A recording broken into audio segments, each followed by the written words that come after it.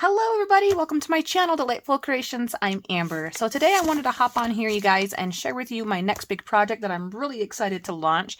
It is going to be making scrap journals. So this journal is actually one that I don't like, and I have journaled on the first page there, and then there's like 11 or 12 pages in here. It's one of the first ones that I made, and I'm not happy with it, so I want to take it apart and use it in different journals. So what I mean by scrap journals is I have my scrap box down here. Let me grab it. I mean, this thing probably weighs like 5 pounds. I don't know. It's ridiculous.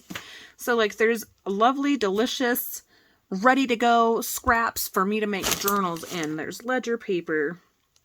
There's tracing paper. There's book pages. There's actually like, this is from a set of journals that I made before. And this is, I have no idea. My craft mat is in here. I have glue books, like junk mail. I mean, just everything you could imagine. Tissue paper, there's scrapbook paper, look, there's envelope, there's trash, there's book page. I mean, there's paper that I tried painting on with mixed media stuff. Okay, so it is so full and ready to be played with. So what I want to do is I want to make as many journals as I can, at least 15 pages for one journal. So it will be a 60-page journal. Like this one, pretend this was a 15-page journal, right? So it'd be like this size. And using nothing but scraps for the actual journal pages. Now the covers is a different story because I think the covers should be gorgeous and pretty all on their own. I've got no problem using 2 pieces of scrapbook paper for that, or music paper, or whatever, fabric, that kind of a thing. But just for the meat and potatoes of the journals, I want all paper from my scraps. And then for pockets, tags, and all that kind of thing, as well as much of that from scraps that I can make.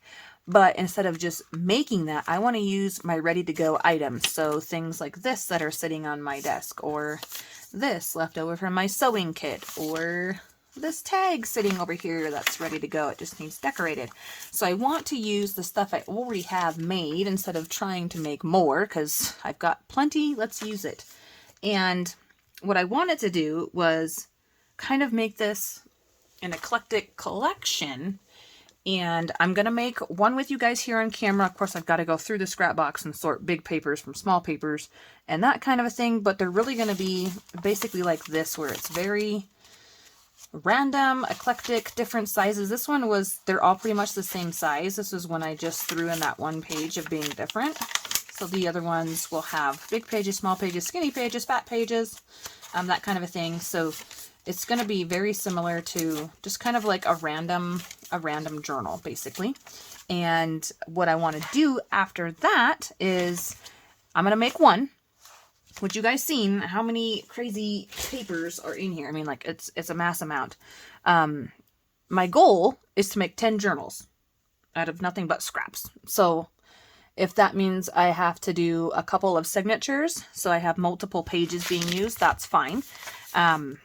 But for sure, one signature will have 15 pages minimum. I'm hoping to get 25 in a signature because that gives you 100 pages. That's a nice number. So then once I have all of those journals made, I'm going to be going through and doing all of the pockets. So it's like mass making. All the pockets, all the tags, all the journal colors all at once. So right now I'm just going to do the pages.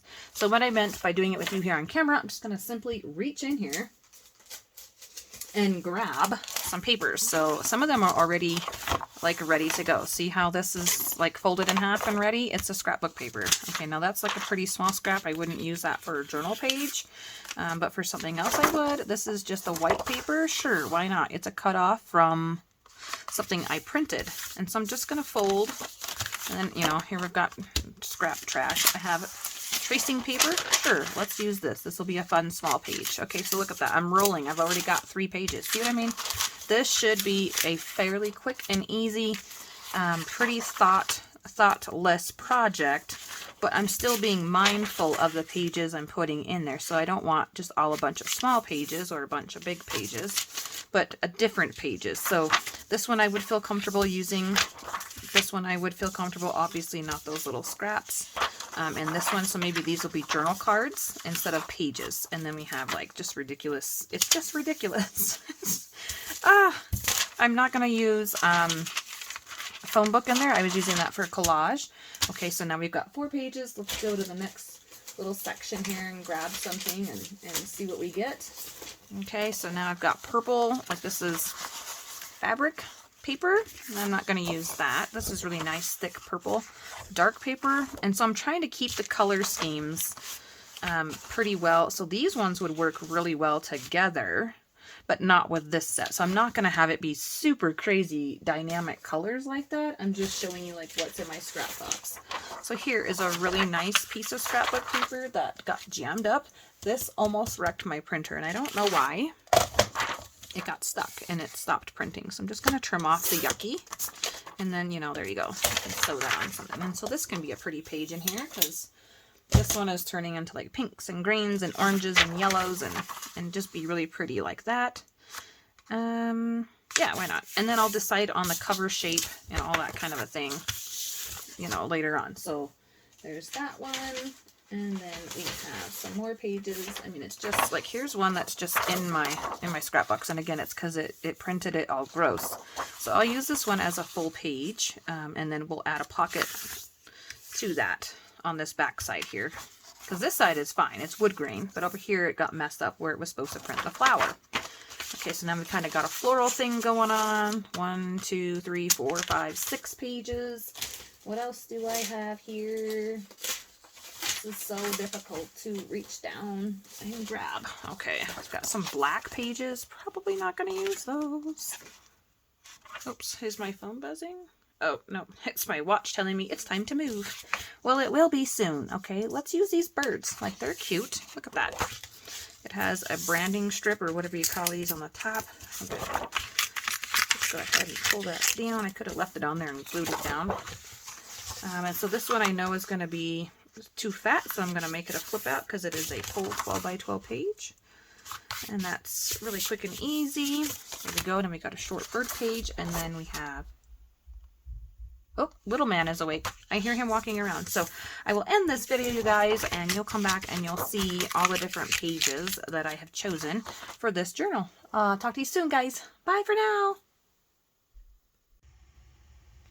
Okay, guys, let's go ahead and continue to find some more pages from my scrap bin here, off to the side, kind of, I think. I am attempting to film this in the evening. I thought I'd give it a practice try for right now. And here's some more really fun, nice papers here. These are all going to be scrapbook papers. And like I just said, I'm going to try to alter the papers that I have here. This is a bookend page. Right here on this one, it's really pretty, and I'm saving that one. And let's see, here's a music paper. There we go. For sure want to use that. And so if I don't have enough of a certain kind of scrap paper in my bin here, I will use my regular pages. So book pages, you know, music paper, vellum, or whatever it is that the journal needs as a filler page or two.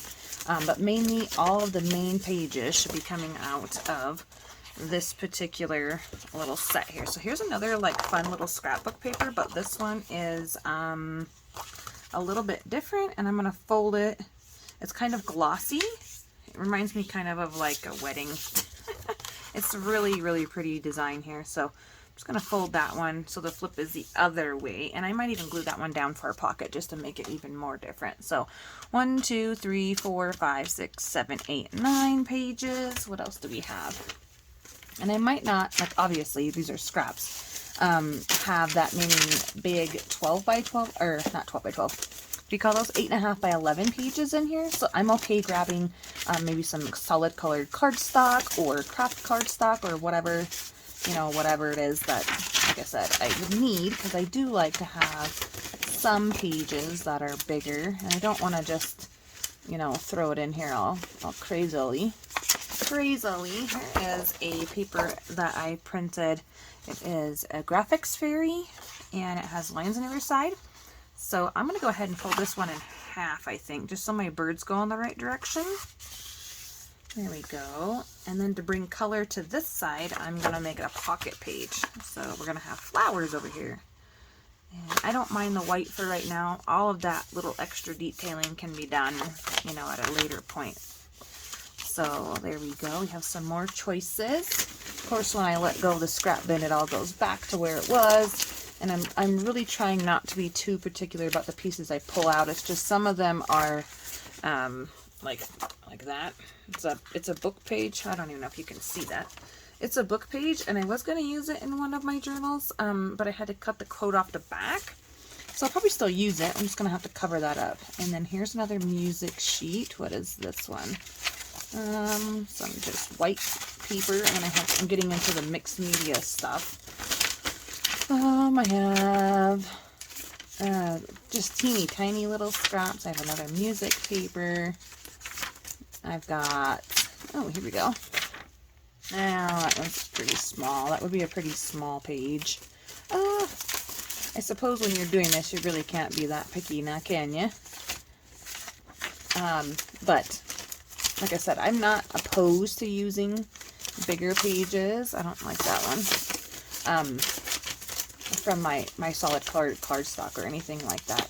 I really like this one. I've been holding on to this one for a long time, and since we have birds, we're kind of having a theme here. We have birds here and a bird here, and now we'll have a bird here. I might have to trim.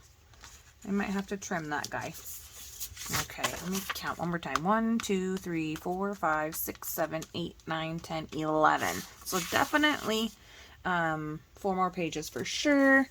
There's not really any blue, and all of my big mixed media pages that are in here right now are blue. I'm trying to keep it a pretty cohesive theme, but not necessarily. Just something that doesn't look too clashy, I guess, is the best way to say that. And also keeping in mind that you can cover anything with like here's a nice green, kind of goes with this one is what I was thinking. It is solid colored cardstock. I'm not liking that all my pages are going to be the same type of size. So let me grab a different one. That's a black and white one. Oof. This one is a magazine, not magazine. Oh my gosh, what is that called? A calendar page. Yeah, that's what it is. So that's a nice little different page to have in there as well. I do really like using calendar pages, so that would be another little bonus one that I would pull in. And then I don't particularly want to use